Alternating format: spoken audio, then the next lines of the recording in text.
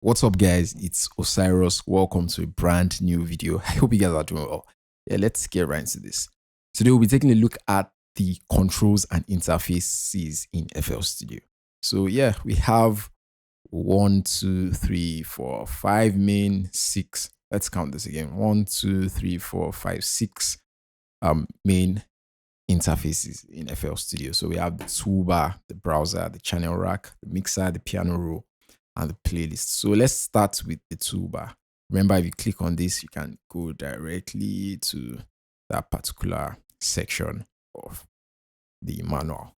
So the toolbar is the default toolbar of FL Studio. It contains lots of shortcuts to tools, and it contains the file menu you have in any software. So you have the file menu, edit, add, patterns, view, options, tools, and help. We'll take a look at all this. It also contains the transport window.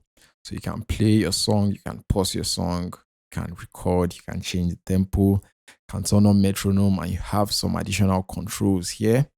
You can see your song position in time. So you can see if your song is in the 30th second or is in 1 minute 6 seconds. So that's the song position. You have things like CPU and RAM information, so you can see how much CPU your song is using, and you have different shortcuts here. The interesting thing about this toolbar and the main shortcuts here are the shortcuts to the other sections. So we have some other sections here, and you can access them with these options here. So let's take a quick look at the other sections. So you also have the browser. So the browser is usually by this side. You can enable and disable it with this button here. So this is just like an operating system's file browser, and you can see all your sounds here. I can see my tag here. Osirus music. I can see every other sound I have here, claps, kicks, and this just contains all your sounds. So these are called samples in FL Studio, and you can access them from the file browser. This also contains your project information, the plugins you have. So plugins are just like mini softwares you can use within FL Studio to make sounds and create effects. So you have different softwares here. Let me try to bring in one of these. Let's see. So I'm going to bring in Analog Lab. So you can drag things from the browser into other places in FL Studio. So this contains like different things about your project, your sounds, your libraries, where you can download things from ImageLine.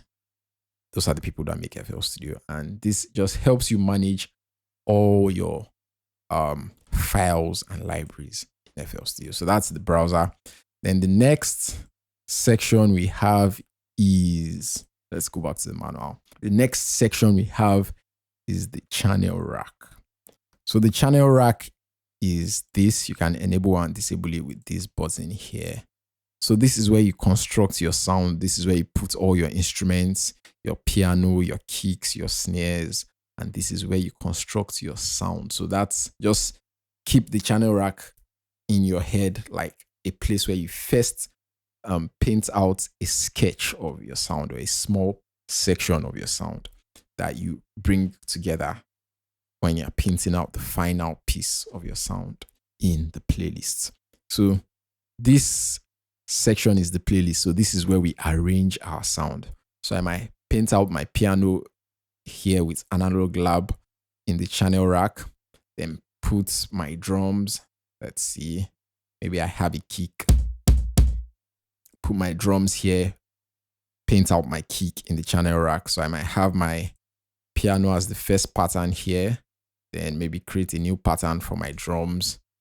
Let's create pattern 2, or let's just name these drums.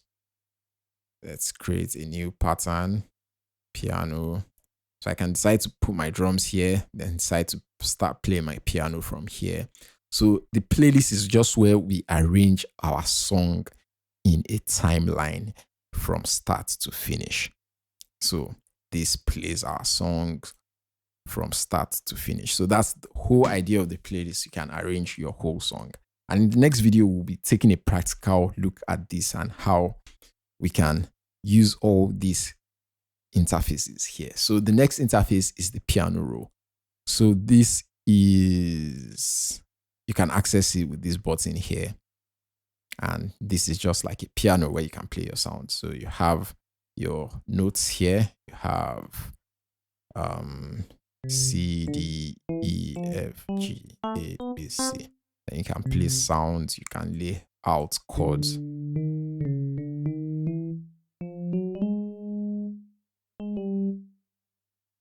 So let's listen to this. So that's a C major chord. And you can also lay out chords and notes with your MIDI instruments. We'll take a look at MIDI instruments in another video in the manual and how to connect your own instrument. So you can play instruments and they can appear in the piano roll. So I have the piano here, for example, then now, yeah, so you get the whole idea. So this is your piano roll. You can lay out chords, you can play notes. So that's the whole idea behind the piano roll. We'll get deeper into this in another video. So the last section we have here is the mixer. So the mixer can be accessed with this button here.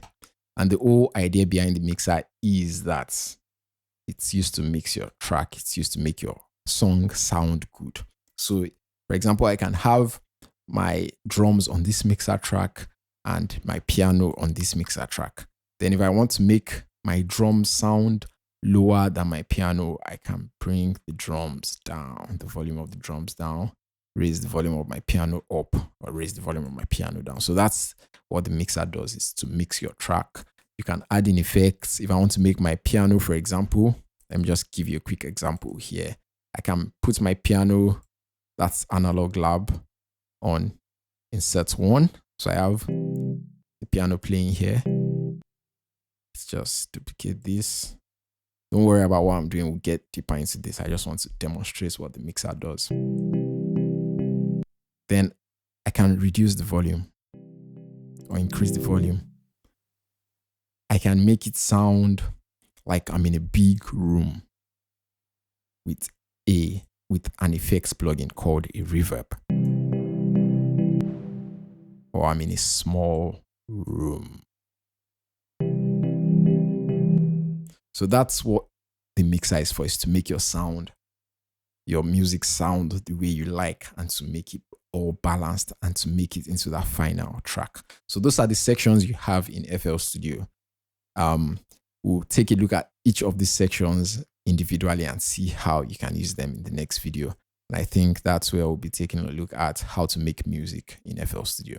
So we'll take a look at each of these sections in the future also, and just try to dive deep into each of them. Yeah, I hope you guys enjoyed this video and I hope you learned something new from this. If you have any questions about this, leave them in the comments below, and I'll see you guys in the next video. Have a great day.